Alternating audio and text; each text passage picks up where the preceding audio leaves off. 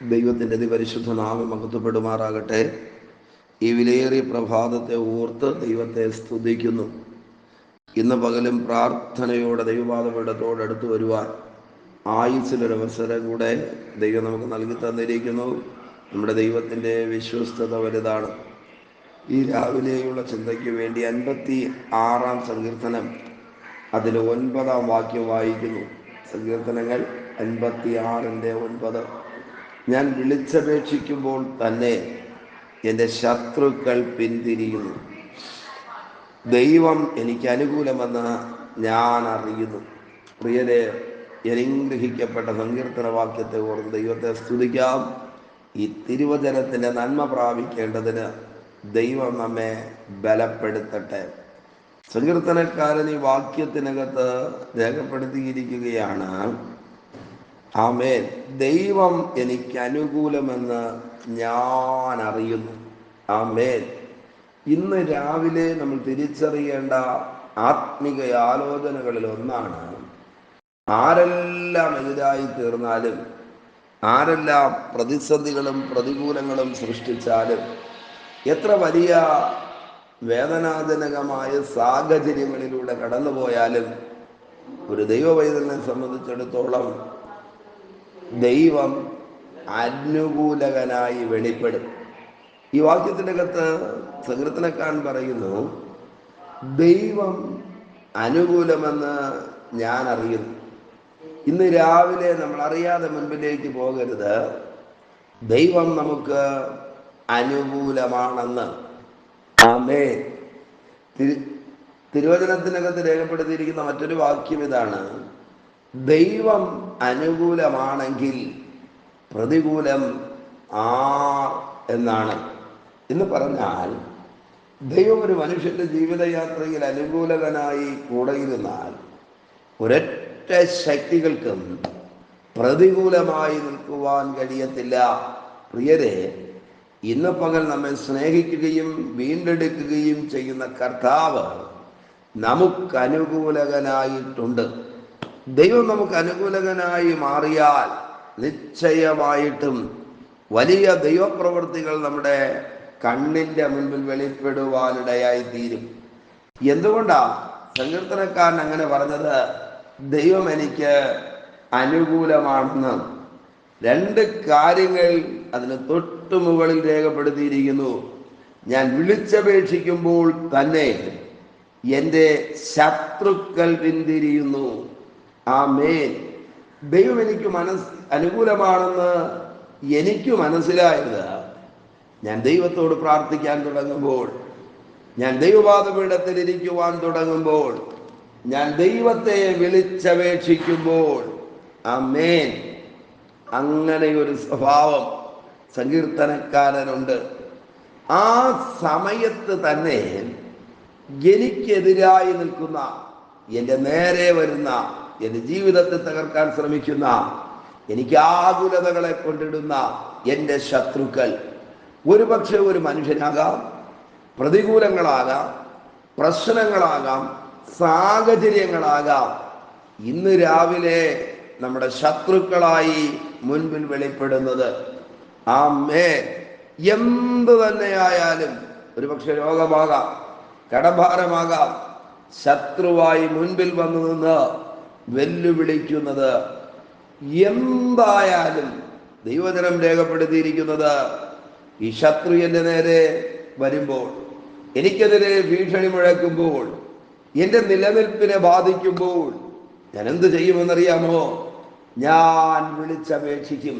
പ്രിയരെ, നിശ്ചയമായിട്ടും ദൈവമുഖത്തേക്ക് നോക്കുകയും പ്രാർത്ഥിക്കുകയും ചെയ്യുന്ന വിഷയങ്ങൾക്കകത്ത് ദൈവ പ്രവൃത്തി വെളിപ്പെടുമെന്നുള്ളത് യാഥാർത്ഥ്യമാണ്.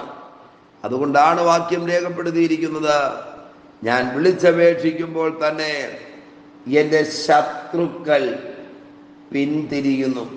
ആമേൻ. ദൈവത്തിൽ ആശ്രയിച്ച ഒരാലോചന ഈ തിരുവചനത്തിൽ നിന്ന് ഞാൻ പറയാം.